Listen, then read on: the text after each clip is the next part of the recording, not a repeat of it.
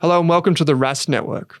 What you're about to hear and see is limited to general financial information only. Please be sure to speak to your financial planner or refer to our financial services guide available at rask.com.au/FSG before acting on the information. Hello and welcome to the Australian Finance Podcast. I'm your host, Kate Campbell, and today I'm chatting with Dinah Rowe-Roberts. Dinah is the co-host of the top-rated how-to podcast, Life Admin Hacks, co-author of Life Admin Hacks, and co-creator of the Art of Adulting online course. Her aim is to help people win back their time, which is something we love talking about here on the podcast, save money, even better, and reclaim their headspace. Today, we're going to talk about making adulting just a bit easier and some useful strategies to get on top of that dreaded life admin. So let's jump in. Dinah, welcome to the podcast today. Oh, thanks for having me. Now, why does adulting feel so hard these days? So this is probably going to be a very hard question for you to answer, but I just feel like everything feels like a lot, and there's always something we aren't on top of that we have to get on top of. Yeah, I think it's a fair comment. And I'm going to show my age a little bit here, but when I first started working, I got my paycheck in an envelope. I paid my electricity bill from the one government-owned provider that existed, so there was no choice. I watched free-to-air TV, and I had one landline phone that, I shared with my housemates. So there was no streaming, no choice of electricity provider, and only occasionally would you get on a mailing list or, sales promotion. So in our current world, we've just got way more choice. So utilities, health insurance, thousands and thousands of choices. We've got more regulations, like you even need a license to fish these days. So all of these things, there's lower cost to communicate from all of these providers. The joy of online shopping brings with it its own administration. So all of those things have made adulting more complicated and a far greater administrative burden than we used to have. That's an interesting one to think about. Like when our parents were growing up, they didn't have all these choices and decisions they had to make every day. They weren't bombarded. Like if they wanted to be advertised to, they probably had to listen to the radio or go to the shops, whereas we're just getting it whether we like it or not, coming into our inbox and popping up on our social media sites. Yeah, definitely e-commerce brings with it a lot of noise, if that makes sense. So it's amazingly convenient to be able to do online shopping, but then you get signed up to mailing lists, which require you to either filter through or unsubscribe. You usually buy things that need to be returned, which requires more filling out and more trips to the post office and all of those things. Whereas in the past, we used to physically go there, but it was over once and for all. Whereas when you have e-commerce, it's often in lots of 5-minute intervals of tasks, which might in aggregate take a lot less time, but they require more of your cognitive effort to remember to do all of those things in the time that you need to get them completed by. What got you so interested in life admin and how to do it better? Because it's kind of an interesting thing to specialize in or really go deep into. Yeah, so it's one of those great stories. Two old high school friends, we went away for a long weekend, without our husbands, and we were all talking about the fact that, we were very experienced professionals working in senior jobs. I was a director in a consulting firm. My co-author, Mia, was, quite senior in the design, user experience space. And we were like, we're both excelling in our careers. At work, we're known to be super organized. And yet when it comes to our home life, everything's in complete disarray. I'd recently gone through experience of forgetting to take my son to a birthday party because the invitation got lost. We both knew we were overpaying for our utilities and insurances because we never shopped around to compare. We were having to ask our partners for permission to go out because we didn't know what each other was doing. And all of a sudden we were like, hang on, let's use our professional expertise to solve this problem once and for all. So we started a podcast to try and, document our journey. And it was really COVID, I guess, that pushed us over the edge, because during COVID we wrote a book which was published by HarperCollins. So that's when we really went deep into all of the solutions that we think makes a big difference to adulting. Yeah. Why do you think it's so important that everyone thinks a little bit more about their life admin instead of just reacting to whatever's coming up in the moment. Because I can imagine most people listening are like, oh, life admin's that thing I do when I have one day of annual leave or on a public holiday, or if I've got a sick day, I tick off a few tasks then, but it's not something I want to prioritize in my daily life. Yeah, and I think that's the whole thing. We don't want to prioritize it either. That we became experts in life admin so we could minimize it, reduce it, make it a background rather than, the thing that's in front of you. The reality is that most life admin, it's inevitable. It's completely normal for people to procrastinate doing these kind of tedious, these overwhelming tasks. But actually, most people, you can sit back and actually say, if you're on top of your life admin, it actually is going to make your life easier. And what we also encourage you to do is to think about, for every person, it's slightly different why you want to be on top of your life admin. It's sort of about your values and goals in life. But if time is really important to you, being on top of your life admin will give you back time because you'll do it more efficiently. If money is something that's really important to you at the moment, then being on top of life admin will definitely save you money, particularly when it comes to all of that comparison shopping stuff for bills and services. And if you're particularly in a time of your life, a lot of our listeners are at a time of life with young children and they're feeling stressed and overwhelmed, and being on top of life admin can really bring calm and order to your life. So really making a little bit of investment up front, it's one of those things that will pay you back 1,000-fold, because if you get your systems and your environment set up in a way that makes it easy to handle life admin and you know how to deal with it when it hits you, it'll really have those payoffs. And I guess it depends on where you are and what's important to you on what the payoff will be. Even with your financial life admin, there's a lot of easy wins. If you haven't compared any of your bill providers for years, if you haven't called your broker or your bank to talk about your home loan rate, there's a lot of things that you can do, and you can save a lot of money by staying on top of these things. So if we start at the very beginning in thinking about how we have a life admin system, if someone doesn't really have any systems in place, hasn't thought about it too much before, where do you usually start people? Yeah, so we like to talk about this idea of life admin foundations, and we think there's sort of 5 components that if you kind of get them sorted, they make all other life admin easier. So the first one is scheduling. So having a calendar that's a single source of truth that you can actually know and trust in. And if you're in a household situation and family situation, it's having a calendar that's shared with the other members of your family so they know what's going on. And you can also put into that important milestones that you want to schedule in for doing some life admin. So we recommend having an hour of power each week. That's where you tackle those chunky life admin tasks, and putting that in your calendar gives you sort of that grounding to focus on doing that work. The second one, which was one that transformed my life, which people think it's hilarious, but password management, and actually really getting on top of my passwords. And for me, that means paying for a paid password management app rather than relying on, the saving Google to collect all your passwords. Yeah. And the reason why for me it makes a big difference is it makes it easy to share passwords with other members of my family. So it means that I'm not the only one who's got the Netflix password, or even worse, the insurance, the password for our house and contents insurance or our investments, so that my husband can just as easily log in and take action on a task, and that password is not the barrier for him taking action. And, really grounding my kids in terms of them knowing how to access their own accounts and take charge, but in a way that's shared seamlessly between us. So that's been a huge win for me. Our third thing is really thinking about going paperless and having a structured online filing system in the cloud. So whether it be Google Drive, or you might use Microsoft OneDrive, but an online place that you can file your documents, important documents that you're going to need to come back to again and again, but in a place where you can share them again, but also that you can access them on your phone, on your computer, or maybe on your work computer on the go. So that's really important because it helps you know where to put documents where they come in, rather than just having them languishing in your email where you have to search for them to find them again. The next one is really having a good system for lists. in terms of both to-do lists, but also other lists of information. And again, an online app, one that you feel comfortable with, that you know that you can easily add things to and find again.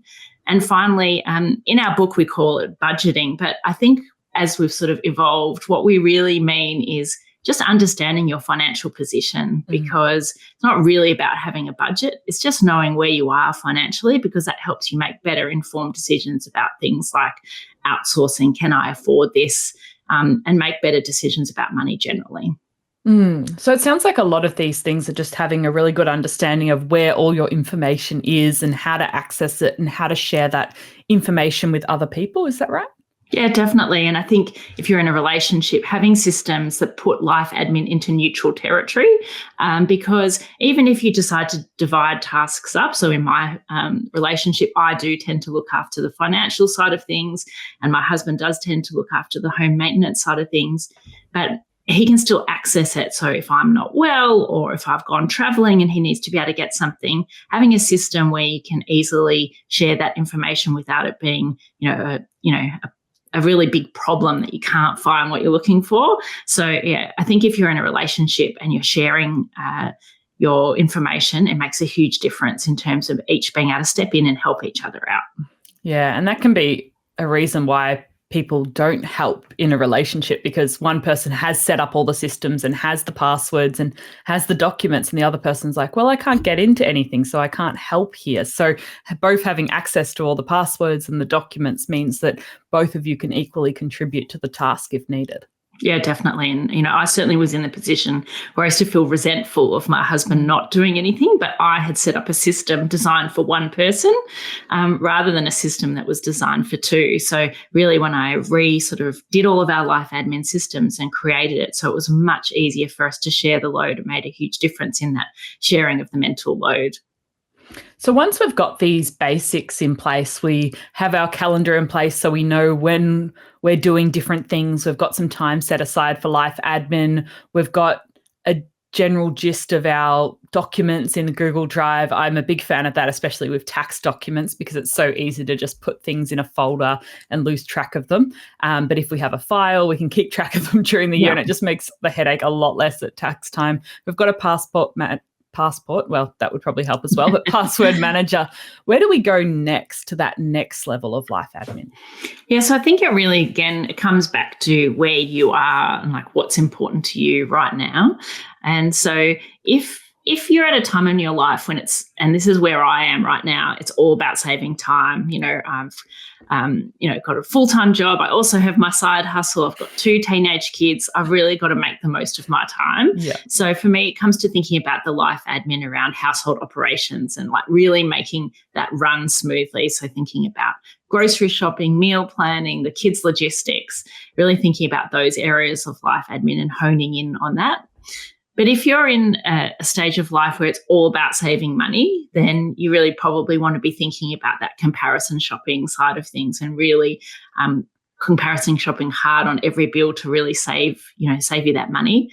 Or if you're really at a stage of life where you're sort of a bit stressed out about a few things, you're feeling a bit anxious that you don't have a will, which many Australians don't, you haven't actually, you've got health concerns, or maybe you don't even know where your superannuation is, then maybe you want to start to focus on those areas to bring you back peace of mind, because those are the things that are maybe keeping you up at 3 a.m. thinking about those things. So I think it's really important just to figure out where you're at and then focus on the areas that are more important. And the reality is there's a lot of life admin to do.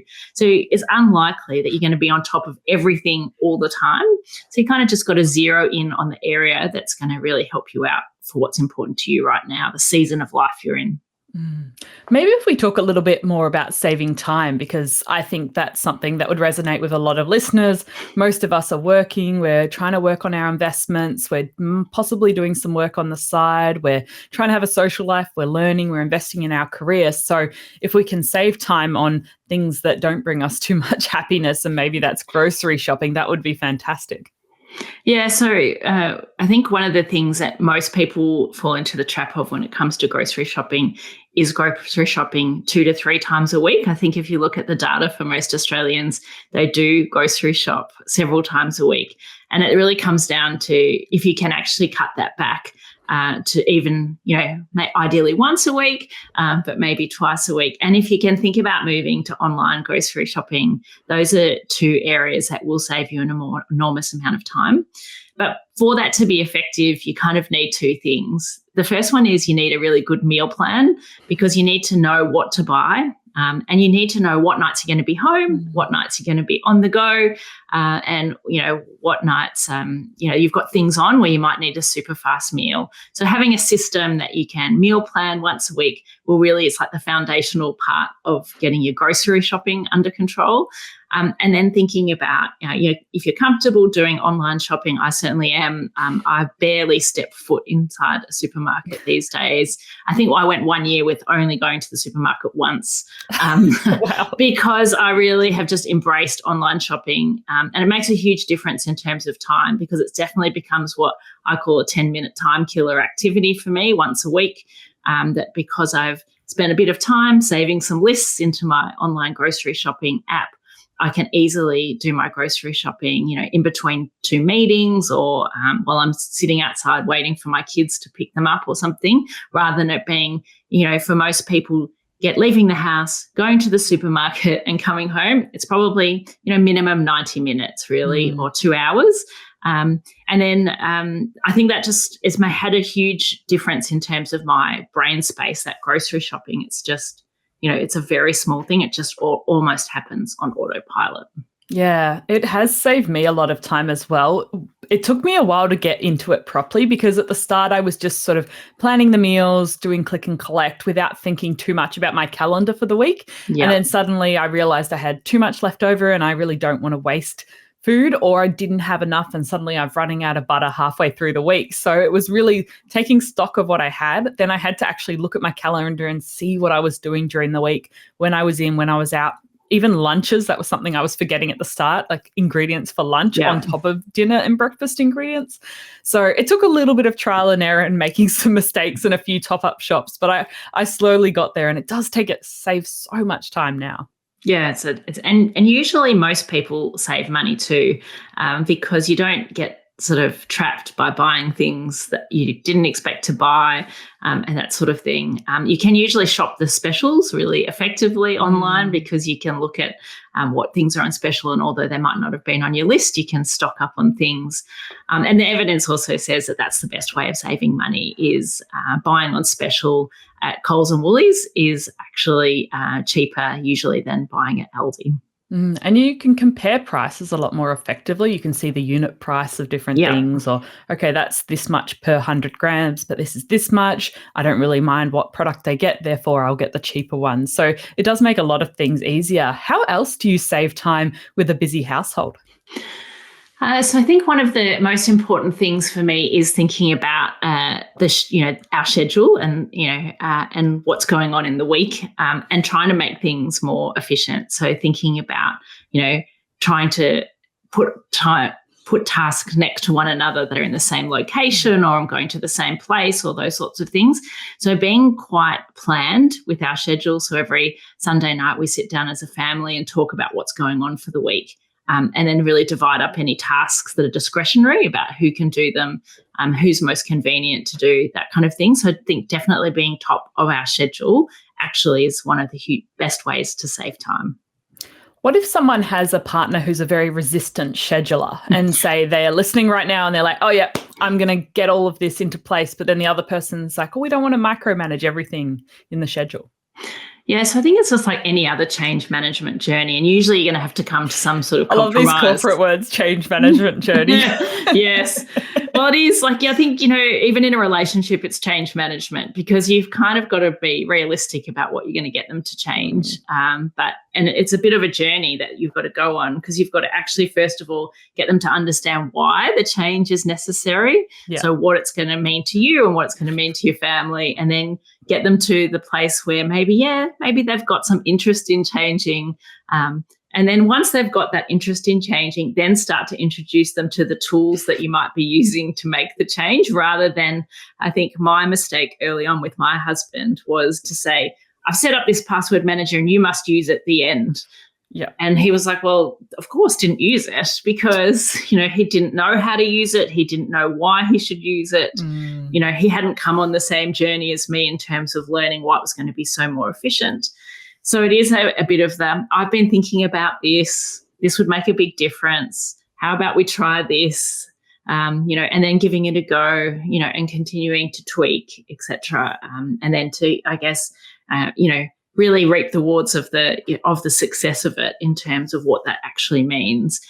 I think one of the things that we do a lot too that makes using the schedule quite helpful is we like to plan in fun. So we use our calendar to really plan our social life effectively. Yeah. So it's not just about all of the boring tasks. It's also saying, look ahead a few weeks. In a few weekends, we don't have much on. What fun things are we going to plan to put on the calendar so that it's not just about, we haven't just put on the calendar for this weekend to compare house and contents insurance. We've also put on, we're going to go to the movies. We're going to go and see our friends. We're going to go for this walk. We're going to do all of these things. And then it becomes that central source of truth, not just of the mundane, but also of the joy, because that's what you want to do all of that life admin for, is so you can have more of the joy. Yeah, I like that. Doing both at once so you can both see the benefit of it. So even if someone's like, I don't really want to systematize our life, well, it could actually lead to more time that we can spend doing fun things and going out, spending time with friends and having time together. So bringing up the positive side of doing all of this as well. Yeah, and you can even schedule in free time. So that's one thing that we went through for a while, is actually when we felt like we were packing too much in, and our life just felt a bit chaotic. And we're like, actually, you know what? Every weekend we need 3 hours of free time, which is to do whatever we want. So we actually, ironically, scheduled it in, because that meant that you didn't overschedule yourself. You didn't commit to one more thing or taking a child here or doing that. You're like, no, that's actually our free time. We're going to have some downtime. So, you can also approach it in lots of different ways that's going to work for you and your family.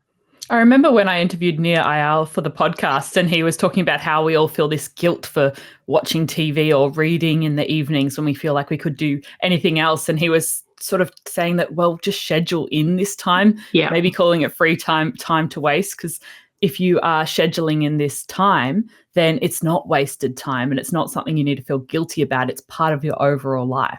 Yeah, definitely. And I think that a lot of people who sort of talk about that they don't have any time and they don't have any fun and their life's kind of a bit, haven't actually made that effort to schedule themselves in, like they're sort of at someone else's schedule, so they haven't written it down.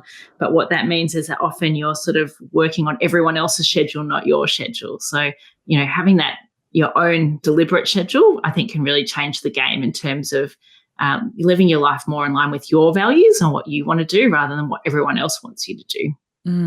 I'd love to know your thoughts about lists, because I have thought about lists a lot, tried to reinvent the way I manage my tasks, but I've still gone back to the paper list or the whiteboard list that I can cross off. And I know you've got a whole chapter in your book about it. So do you think they work? Have they worked for you? Have you got some better ways to do lists? Yeah, so I think the first thing to think about is that lists come in 3 types, and often people have a list that's made up of all of these lists mishmashed together, and I think that's sometimes where things go wrong. So the first is to-do lists, which are, your action lists, and maybe I'll come back to that one at the end because that's kind of the traditional list that everyone sort of knows about. But there's also other lists, so there are checklists. And those are lists that help you do things efficiently again and again. So think, a packing list for when you go on holiday, or, the things to take when you take your child to swimming lessons, or those sorts of things. And checklists are really helpful for saving time, actually. So, and, not messing things up. I've got a great one for when we go camping. I've got another great checklist for preparing the house to go on holiday. I'm less worried about the packing list, but more like remembering to cancel the newspaper delivery and to organise the dog and to empty the fridge and empty the rubbish bins and all of those sorts of things. So sometimes people have those mishmashed together. The other lists that often people have are reference lists, and these are things that you want to refer back to, but you might never do. So I've got reference lists for podcasts that I want to listen to, books I want to read. So things that I want to remember, but I don't necessarily need to do them. And And so I think when you mishmash those lists together, then it gets hard to know how to prioritize the actual to-do list, because there's things in the list that you don't need to do, you just want to remember them. So think about dividing your lists up into the 3 types. And then I think when it comes to to-do list, we recommend that your to-do lists have 2 to-do lists. So one which are called like 10-minute time killer tasks. So those are the little bits and pieces that you can't do immediately when they hit you because they take more than a minute, but you need to do them at some point. And think about those 10-minute time killer tasks and think about when you might find those dead 10 minutes to do the list so that you can take action on them. And then when you think about more chunky tasks, so when I'm talking about life admin, I'm talking about hour of power type tasks, have a separate list of those, but then also make sure you've got time scheduled in your calendar to make the time to do those tasks, because otherwise you can't squeeze those in anywhere. You're not going to be able to find the time to do them unless you've got time in your calendar. And some people like to not put those in a list at all, but like I think Nir Eyal, he's a big fan of actually just scheduling that task into your calendar. But I still like to keep a list of my hour of power tasks because sometimes life gets in the way. And if I schedule in the calendar, then I kind of might lose that task, if that makes sense. So, but if you separate those tasks into how long they're going to take, it also helps you know when you're going to do them. So I think those are the things that have made the biggest difference for me in my list management. And I guess finally, don't put things on a list that you could do straight away. Just do them. 2 minutes too easy, we call them. I think don't open your email inbox unless you've got 2 minutes to do the likely 2-minute task that works there, because that's just, multi-handling of adding it to a list when you could have actually just got it done. I like the idea of separating out reference lists, because there's so often people say, oh, you should really listen to this episode or watch this show. And then I just kind of put it on my list because where else do I put that document, that information? And then suddenly it's not something I plan to do in the next week or so. So it just sits there for ages and it just sort of takes up mental space. It does. Yeah. And what about incorporating we talked a little bit about getting our partner on board, but when you're trying to save time, save money, have a system and getting the whole family on board, apart from scheduling, how else do you do that so you're not taking on all of that mental load yourself? Yeah, so I think one of the biggest things is in lots of relationships, there's usually an over-functioner and an under-functioner. And so in my relationship was definitely me. So I used to leap in to solve everybody's problems all the time. Even when I had said, given a job for my partner or my kids to do, if they didn't do it exactly as I wanted in the time frame which I thought it needed to be done, I would leap in and rescue them and then feel resentful that they hadn't done the task. And so you kind of have to let go of that. Well, you absolutely have to let go of it. You have to set really clear expectations and go through these conversations about what's important. And then when they don't deliver, you have to not step in and rescue them. You have to let the natural consequences play out, even if it's frustrating for you, even if it's going to cost you a bit of money, because if you can continuously step in to rescue someone, they'll never change their behavior because you're just continuing to, get them out of the hole. So, I definitely encourage you to think about staying the course, handing the task over and just letting the natural consequences play out. It can be very tough to delegate those tasks if you've been doing them yourself for ages. But then on the other hand, you might end up taking on every single task and just be taking the stress away from everybody. Yeah, and I think you need to agree the sort of minimum acceptable standard of like a task when you sort of agree to delegate it or hand it over to another member of your household, to say this is the bare minimum that it needs to be done to. Both agree that that's like the minimum standard, the minimum acceptable standard. And then you have to just let go and let it play out, because otherwise, and this also helps you decide what you are willing to delegate, because some things you might just decide, actually, I've got to just stop feeling resentful about it. It's really important to me. I want it done to a really high standard, and therefore I'm not going to let go of that task. But when you decide on the tasks that you do want to let go of, you actually truly need to let go of them, and you need to let go of any snide comments about them not being done to the standard, and you just need to let it flow naturally. I feel like this conversation comes up a lot with friends when it comes to cleaning in the house in their relationship, because one person usually wants the cleaning done more often or to a higher standard or a certain way, and the other person is just like, it's just dirt, it's just dust.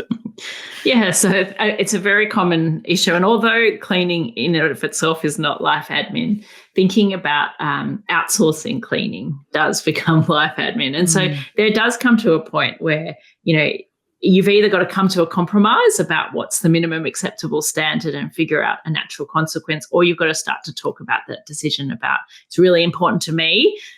You can understand it's important to me. So are we going to have to outsource this task? And if we are, we're going to both have to contribute equally to the payment of it. And I think, a cleaner is usually a lot less expensive than divorce, which is, I think, where sometimes these things can go. So, thinking about how important it truly is to you and then making a decision about that, really important. Now, Dinah, we've covered a lot in today's conversation, lots of different tips and tricks, whether it's getting our foundations right with our calendar and our password manager, or how to save a bit of our time and money on groceries. What is the number one thing you want listeners to take away from this conversation, the essence of life admin hacks? Well, it's not about controlling everything. It's not about being the most organized person. It's really about getting your environment set up so that you make things easier for yourself. So getting your phone and your computer, your system set up so it makes it convenient. So it makes it really easy to do the right thing, because then you'll spend less time on life admin, which is really our ambition. So you'll feel confident and prepared rather than sort of being ricocheting from one task to the next. So really think about making that investment, because it makes a huge difference in the long run. I love that. And we're all about saving time and money here on the Australian Finance Podcast. Now, if any of these topics interested listeners, you have a fantastic book called Life Admin Hacks and a podcast where you deep dive into all of these topics in much more detail. But is there anywhere else you'd like listeners to check out if they're interested? Yeah, so if you're interested in going further, you can also check out Art of Adulting online membership. I would be doing a new intake in a month or two. So if you're interested, feel free to sign up for our wait list. I love that. The art of adulting. It's not a science. It's just something you've got to learn and slowly get better at over time. Wonderful. Well, Dinah, thank you so much for joining us on the Australian Finance Podcast today. Thanks for having me, Kate. Thanks for watching this video on the Rask Network. While you're here, don't forget to like and subscribe so you can get videos each and every day on business, finance, investing, and so much more.